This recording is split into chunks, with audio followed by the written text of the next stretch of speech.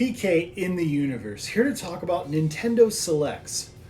Believe it or not, folks, there was a time when a person could buy a top quality Nintendo game, such as these back here, for $20. $20 for a top game from Nintendo. Why did Nintendo do this? I mean, one of the arguments, of course, if you go back to the earlier games like the Player's Choice games, the Player's Choice game had the distinction of being a Player's Choice game because it sold over 1 million copies on a Nintendo system. And that was also not limited to just first-party Nintendo games. I remember Star Wars games on SNES that sold over 1 million copies also had this distinction. There were a lot of games that had that million-seller treatment. So it's really interesting what Nintendo does as far as their selects now.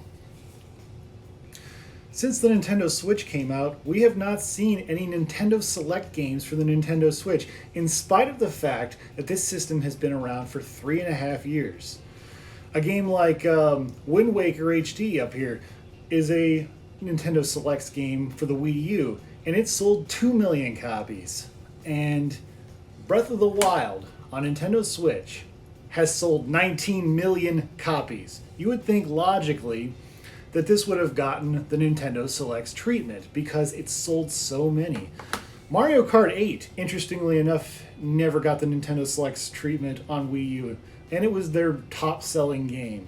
And it still has not for the deluxe version on the Switch. So why is it that we aren't getting any Nintendo Selects games out there? They just don't exist.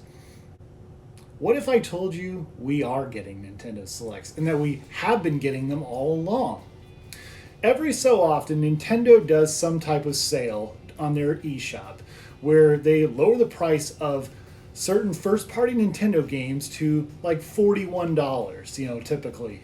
Typically that's what they do. Because that's what Nintendo has become now. They no longer care about you buying physical games. Like, they don't care that you bought this game physically. They want the money, yes, but they don't care because at the end of the day, they prefer you buy the games digitally.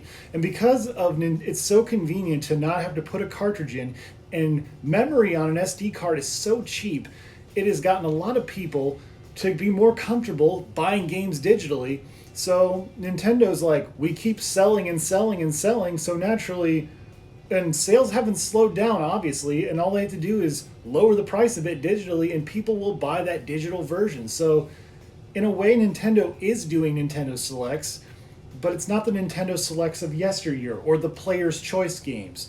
What they are doing is selling their digital version at a lower rate, so people who are just getting a Switch will buy it. And the Switch is selling so well. It sold 65 million units and counting, and it'll probably hit that 100 million mark at some point, I would bet.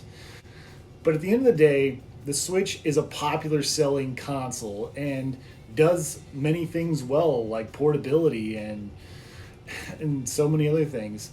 So it makes sense that Nintendo, they're the top dog as far as think about how much, think about it, 3.5 years, they've sold 65 million units. And mostly because that comes down to they've also combined their home and portable market.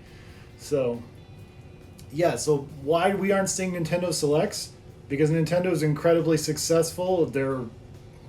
I don't want to say they're winning the console war. That's not the right way of framing it.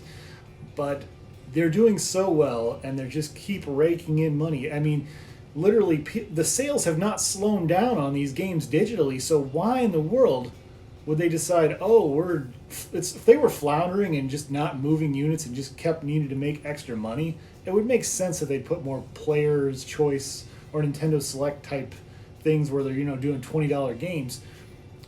But they highly value their IPs, and people are continuing to vote with their wallet and continuing to buy these games at that $40 price digitally, or just going out and buying the $60 version physically, even though it's been 3.5 years. And some of these games are new that people are purchasing, but some of them are these are ports of 7-year-old games that people keep buying them. So that's what happened to Nintendo Selects, from my point of view, at least how I feel about this situation. What are your guys' thoughts? Do you think Nintendo is going to start releasing Nintendo Selects at some point? Do you think it'll be in the next year, or do you think it'll be towards the end of the lifespan of the Switch when they're just trying to get rid of existing cartridges and things like that? Comment below. I'd love to hear what you have to say. Thank you guys so much for watching, and stay awesome in this universe. Later.